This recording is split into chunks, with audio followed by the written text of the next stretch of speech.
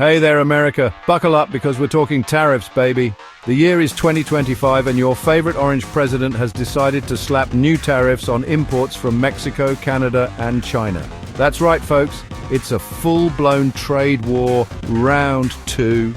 Trump claims it's because these countries aren't doing enough to stop the flow of illegal fentanyl. But let's be honest, does anyone really believe that? The tariffs themselves are a real doozy. A whopping 25% on most goods from Mexico and Canada. Can you imagine? That's like adding a whole extra quarter to every dollar you spend. And don't forget the 10% tariff on Canadian energy products, because who needs affordable heating, right? Oh, and we can't leave out China. They're getting hit with an extra 10% tariff on top of the ones they already have. This whole thing is giving me a serious case of déjà vu. Didn't we already learn our lesson about tariffs back in 2018? Apparently not.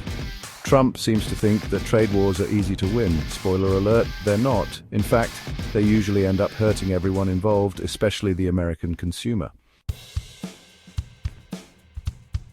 So, how did our beloved trading partners react to Trump's brilliant plan? Well, they didn't exactly roll over and play dead. Canada and China retaliated immediately with tariffs of their own on US exports, and Mexico, they're planning to join the party too. China, always the strategic thinker, targeted key American exports like corn, cotton, soybeans, and pork. You know, the stuff that American farmers rely on to, feed their families and not go bankrupt. It's like they're playing chess while Trump is over here playing hungry hippos. This whole tit-for-tat tariff battle is about as productive as a food fight in a library. Nobody wins, and everyone ends up covered in metaphorical mashed potatoes.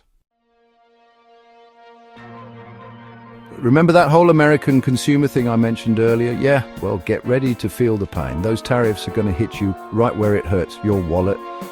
Think Canadian lumber, Mexican produce, and those cheap plastic toys your kids love from China. Experts estimate that the tariffs will cost the average American family an extra $1,200 per year. That's like flushing a whole month's rent down the toilet. And for what?